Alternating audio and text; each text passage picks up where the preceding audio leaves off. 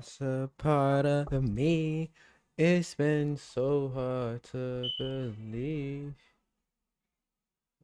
where we belong together. Who else am I gonna lean on when times get rough? Who else am I gonna? Cause we belong together. Who else am I gonna lean on when times get rough? Because we belong together.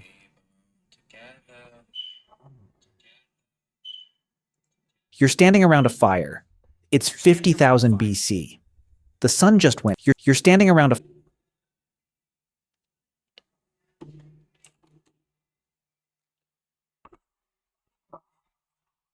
fire. It's 50,000 BC. The sun just went down. There's no Netflix. There's no phone.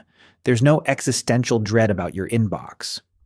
There's just you, the flames, and the thick, choking smoke curling directly into your face. And somewhere at some point, one of your ancestors looked at that smoke and thought, wait, what if I did that on purpose?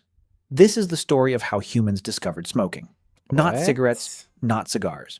Not the guy outside the office who you always end up talking to for too long. We're talking about the very first time a human being intentionally inhaled something burning, and why that might be one of the oldest habits our species has ever had. Because Whoa. here's the thing nobody tells you. Smoking doesn't start with tobacco. It doesn't start with colonial trade routes or Native American ceremonies or even agriculture. The desire to inhale smoke might be hardwired into us on a level so deep, it predates civilization entirely. And the evidence for this is genuinely insane. Let's start with fire. Because before you can smoke anything, you need fire. And fire has been part of the human story for a very, very long time. The oldest confirmed evidence of controlled fire use by our ancestors dates back roughly 1 million years, from a site called Wonderwork Cave in South Africa. Archaeologists found burnt plant ash and charred bone. Not the result of a wildfire, but of a sustained, contained fire, used deliberately inside a cave. Now, 1 million years ago, we weren't even Homo sapiens yet. That was Homo erectus, our earlier cousin, with a smaller brain, a heavier brow, and absolutely zero interest in being told what to do with it. They sat around fires just like we do. They cooked, they stayed warm, they huddled together in the dark, and they breathed smoke. Every single day for hundreds of thousands of years, every human and pre-human ancestor who sat near a fire inhaled smoke. It was unavoidable. It was constant. It was basically the original air quality situation, and nobody had an app to check it. But here's where it gets interesting. Some of that smoke wasn't just wood smoke. When you burn organic matter, you don't just get carbon dioxide and water vapor. You get a cocktail of compounds depending on what you're burning. Some plants, when combusted, release psychoactive chemicals, alkaloids, terpenes, compounds that interact with the human nervous system in ways that are, let's say, noticeable. In other words, some of our ancestors were absolutely accidentally getting high around the campfire, and they had no idea why they felt amazing. This isn't a fringe theory. Researchers have proposed for decades that early humans living in forested environments would have regularly been exposed to the smoke of psychoactive plants like cannabis, Nicotiana species, and various entheogens that grow naturally across Africa, Europe, and Asia. The human brain, it turns out, has receptors that respond to cannabinoids. These receptors didn't evolve because of cannabis, they're part of our endocannabinoid system, which regulates everything from mood to memory to appetite. But the fact that they exist means that when a human first inhaled smoke from a burning cannabis plant, their brain wasn't confused. Their brain was like, oh, hello, I've been waiting for you. And that moment, that first accidental hit of psychoactive smoke around a prehistoric campfire, might be the true origin of smoking. Not a decision, not a plan, just a very pleasant accident, repeated enough times that someone eventually thought to recreate it on purpose. Think about that for a second. It's illegal to drive without car insurance in almost every US state, but there's one thing you could try pretty much any time if you want to save money. So I found this website, and look at the difference. $159 a month. I thought this was the best price I could find. Don't even look anywhere else. This is the best price, right? Wrong. Now look at my new price, $47 a month for 2 cars. And honestly, the whole process to shop for better car insurance options blew me away. And I didn't have to jump through a ton of hoops to get matched and switch. So many of us are paying way more than we need to just because we never bother to check for better options. So if you want to try this website, I put the link below. It took 2 minutes to get matched with an insurance provider super fast. You gotta trust me on this. The entire multi-trillion-dollar global tobacco industry, the centuries of ritual, the shamanic traditions, the medical practices, the social customs, all of it may have started because a tired hunter sat downwind of the wrong bush and had a really unexpectedly great evening. History is sometimes beautiful in the most absurd ways. Now here's where we have to be careful about timelines, because ancient humans smoked things, and ancient humans intentionally cultivated things to smoke are very different claims. Let's talk about what the archaeology actually tells us. The oldest direct evidence of intentional cannabis use, meaning burned cannabis seeds found in a context suggesting deliberate inhalation, comes from a burial site in the Pamir Mountains of Central Asia, dating to around 500 BC.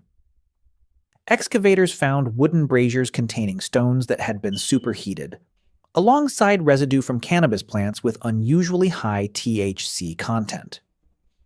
This wasn't wild cannabis used for rope or seeds. This was the good stuff, and it was placed directly in a ritual burial context, 500 BC. That's roughly 2,500 years ago. But here's the question that should be sitting in the back of your mind. Does the absence of older physical evidence mean it didn't happen earlier? Or does it just mean we haven't found it yet? Because organic material, seeds, leaves, plant fiber, almost never survives thousands of years in the ground. We find stone tools from 3 million years ago because stone is basically indestructible, but a wooden pipe filled with dried herbs? That's gone in a few centuries under normal burial conditions. A leather pouch of cannabis? Dissolved back into the earth long before any archaeologist ever showed up with a trowel. So the absence of evidence, in this case, is absolutely not the evidence of absence. There is also the Herodotus problem. Herodotus, the ancient Greek historian writing in the 5th century BC, described in remarkable detail the Scythians, a nomadic people from the Eurasian steppe, performing what he called a vapor bath. They would set up small enclosed tents, heat stones until they glowed, and throw hemp seeds onto those stones, then sit inside the tent inhaling the smoke and, as Herodotus wrote, howling with pleasure. For centuries, historians assumed he was exaggerating or misunderstanding what he saw. Then archaeologists started excavating Scythian burial mounds and finding, you guessed it, bronze braziers, heated stones, and hemp residue, exactly what Herodotus described. The man was just reporting what he saw. He wasn't embellishing. He was, if anything, underselling it. Let's talk about tobacco, because it's the one most people actually associate with smoking. Tobacco is a plant in the genus Nicotiana, and it's native to the Americas. That matters enormously because it means tobacco was completely unknown to Old World civilizations, Europe, Africa, Asia, until contact with the Americas in the late 15th century. When European explorers arrived in the Caribbean in 1492, they immediately noticed indigenous people doing something strange. Columbus himself wrote in his journal about seeing men and women walking around with small glowing sticks, inhaling the smoke from burning dried leaves, and letting it back out through their noses and mouths. His crew was baffled. His crew also, within weeks, tried it themselves. Because of course they did. But tobacco use in the Americas is far, far older than 1492. Archaeological evidence of tobacco, specifically chemical residues in ancient pipes, has been found dating back to at least 3,500 years ago in the southeastern United States. Some researchers believe it could go back considerably further, possibly 10,000 years or more, tied to the development of cultivation in the Amazon basin. And here's the thing about tobacco in ancient America. It was not recreational. Not primarily. It was sacred. Tobacco was used in healing rituals, in communication with the spirit world, in binding agreements between tribes. Blowing smoke on someone was an act of blessing, of connection, of respect. A shaman who smoked wasn't having a casual cigarette break. He was opening a channel between the living and the divine. The smoke itself was considered a living carrier, a messenger that traveled between worlds, carrying prayers upward and bringing visions downward. That framing matters. It explains why tobacco use was so disciplined, so ritualized, so controlled in many indigenous cultures for thousands of years. When something is sacred, you treat it with reverence. You don't chain smoke it while watching TV. The idea of tobacco as a casual everyday habit, something you do on a lunch break or while waiting for the bus, is an almost entirely European invention, and a fairly recent one at that. Imagine being able to build an app with your name on I'm it. Just by learning. thinking I'm getting about it. smarter. Meet Base 44. Now, let's go back even further, because there's a piece of this story that most people have never heard, and it might be the oldest evidence of intentional smoking in the entire archaeological record. In 2019, researchers made a remarkable discovery at a site in the Great Salt Lake Desert in Utah. They found a hearth, a cooking and heating fire, roughly 12,000 years old, containing the seeds of Nicotiana attenuata, a wild tobacco species native to North America. These weren't seeds that had accidentally blown into the fire. They were concentrated, present in a way that suggested deliberate placement. The site predates any known pottery or pipe artifacts in the region by thousands of years. This pushed back the possible timeline of tobacco use in the Americas by a significant margin. And it raised a genuinely fascinating question. If people were throwing tobacco into fires 12,000 years ago, whether to inhale the smoke or for ritual purposes or both, what were people in other... Yeah. Yeah.